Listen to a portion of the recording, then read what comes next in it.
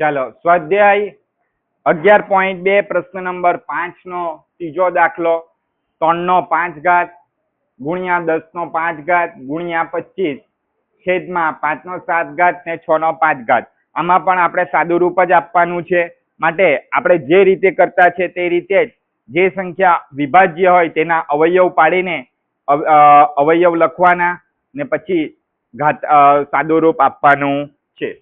ચાલો પહેલા છે 3 નો 5 ઘાત. તો 3 તો એ અવિભાજ્ય સંખ્યા છે, માટે જેમના છે તેમ. 10 તો 10 ના આપણે આગળ જ અવયવ પાડી ગયા. 5 2 વાર 10. 2 નો કેટલો ઘાત હતો? 1. અને 5 નો કેટલો ઘાત હતો? 1. એક જ હતો, માટે 2 નો 1 ઘાત ગુણ્યા 5 નો 1 ઘાત. 10 ની જગ્યા પર કેટલા આવશે? 2 નો 1 ઘાત ગુણ્યા 5 નો 1 ઘાત. જુઓ, જોઈ લઈએ આપણે.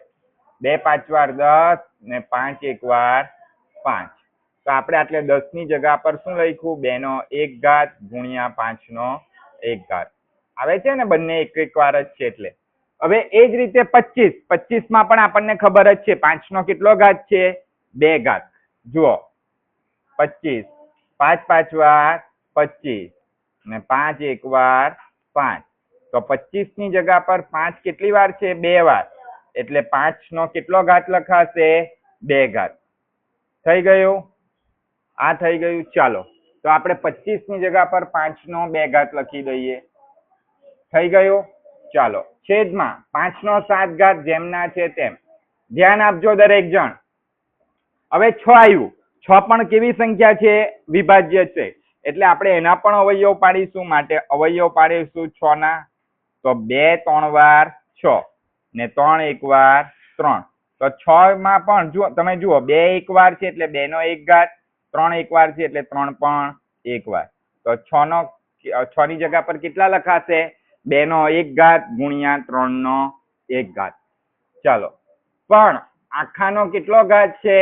આખાનો એની ઉપર 6 ની ઉપર કેટલા છે? 5. માટે 5 લખાય. ચાલો થઈ ગયું. હવે આગળ જુઓ, 3 નો 5 ઘાત બેઠો.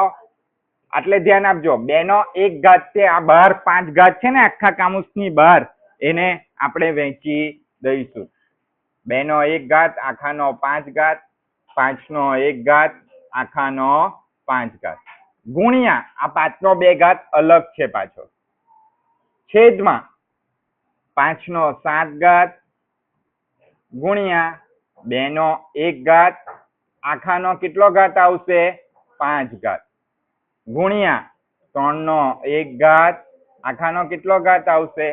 5 ઘાત. ચાલો હવે આગળ જુઓ, 3 નો 5 ઘાત બેઠા. ધ્યાન આપજો દરેક જણ. 2 નો ઘાતની ઉપર ઘાત છે 1 અને 5, માટે 1 અને 5 નો ગુણાકાર 2 નો 1 ગુણ્યા 5 ઘાત. બરાબર? ધ્યાન આપો કિંજલ. 5 નો 1 ઘાત ગુણ્યા 5 ઘાત ગુણ્યા 5 નો કેટલો ઘાત? 2 ઘાત, છેદમાં 5 નો 7 ઘાત બેઠો ગુણ્યા 2 નો 1 ગુણ્યા 5 ઘાત. એ જ રીતે ગુણ્યા 3 નો 1 ગુણ્યા 5 ઘાત. થઈ ગયું આટલું? ચાલો આટલે ધ્યાન આપજો દરેક જણ. ચાલો હવે આગળ જુઓ, 3 નો 5 ઘાત બેઠો. 2 નો 1 ઘાત ગુણ્યા 5 ઘાત, 1 ગુણ્યા 5 એટલે કેટલો થશે? 2 નો 5 ઘાત. 1 5 વાર 5. એ જ રીતે 5 નો 1 ગુણ્યા 5 ઘાત એટલે 5 1 5. 5 1 5, માટે 5 નો કેટલો ઘાત? 5 ઘાત ગુણ્યા 5 નો કેટલો ઘાત? 2 ઘાત. થઈ ગયો? છેદમાં ધ્યાન આપજો, 5 નો કેટલો ઘાત છે? 7 ઘાત. એટલે જુઓ, 2 નો 1 ગુણ્યા 5 ઘાત એટલે 2 નો 5 ઘાત. આટલે પણ 3 નો 1 ગુણ્યા 5 ઘાત, 1 5 વાર 5 એટલે 3 નો 5 ઘાત. ચાલો સાદું રૂપ અપાઈ ગયું. હજુ આગળ હવે આપણે ઘાતાંકોની સરવાળા બાદબાકી જે થતી હોય તે કરવાની છે. ચાલો, 3 જેવું કોઈ પદ છે નહીં, છે પણ નિછેદમાં છે. પહેલા ઉપરનું જોઈ લે, અંશનું. તો 2 નો 5 ઘાત. જુઓ, આ બંનેનો આધાર કેવો છે? કેવો છે આધાર?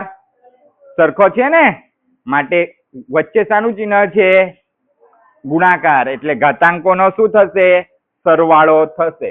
માટે 5/5 વત્તા 2 ઘાત છેદમાં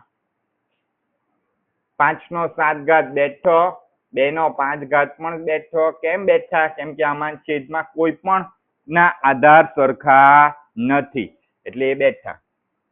ચાલો 3/5 ઘાત ગુણ્યા 2/5 ઘાત ગુણ્યા 5 નો કેટલો ઘાત છે?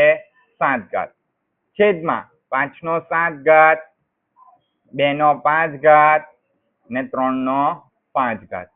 તમે જોઈ શકો છો આટલે કે હવે અંશમાં પણ કોઈનો આધાર સરખો નથી અને છેદમાં પણ કોઈનો આધાર સરખો નથી, પરંતુ અંશ અને છેદનો આધાર સરખો છે.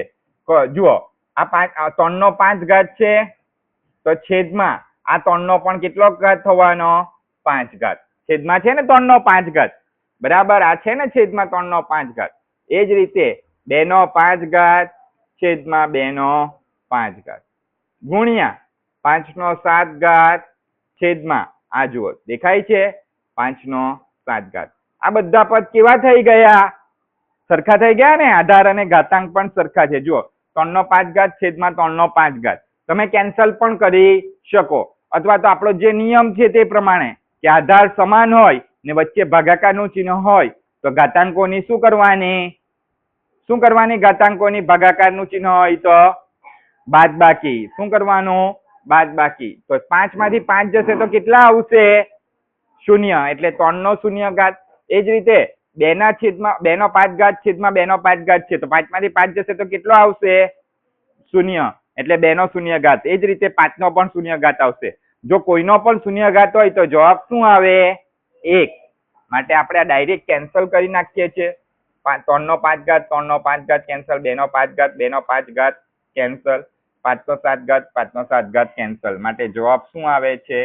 1.